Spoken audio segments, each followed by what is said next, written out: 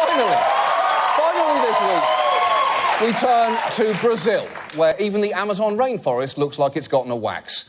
Now, President Dilma Rousseff has spent the whole week dealing with developments in a corruption scandal which threatens to undermine her entire government.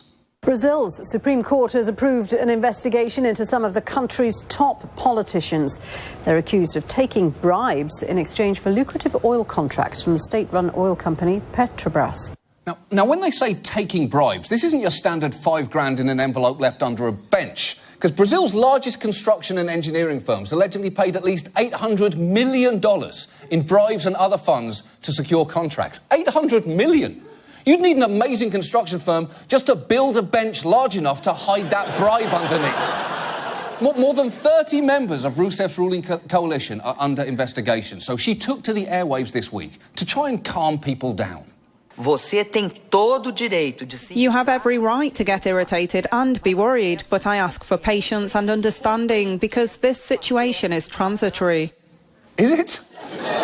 How is it transitory? Because unless you're about to flash the entire country with one of those memory-erasing sticks from Men in Black, I don't think people are going to forget about this.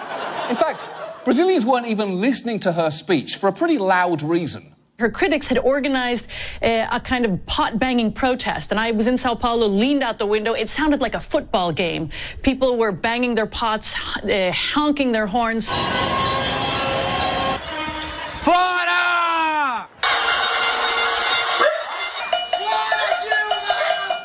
That's actually a real form of protest called panelazo, which has been in South America for years and off-Broadway for decades. It's so entrenched, it's even taken place on the floor of Brazil's legislature. Do bom senso do povo brasileiro. Minha homenagem ao povo brasileiro. Now, I love everything about that, but the best detail there is the sign language interpreter. Even he is banging invisible pots in disgust. And if you think that Brazilians are overreacting to this story, there is one more thing you should know about Rousseff's involvement in this scandal.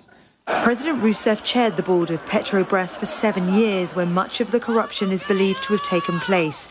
She's been cleared of any involvement in the scheme. How has she been cleared? She chaired the board of Petrobras while the bribes were... There's only one way to handle this. And now this.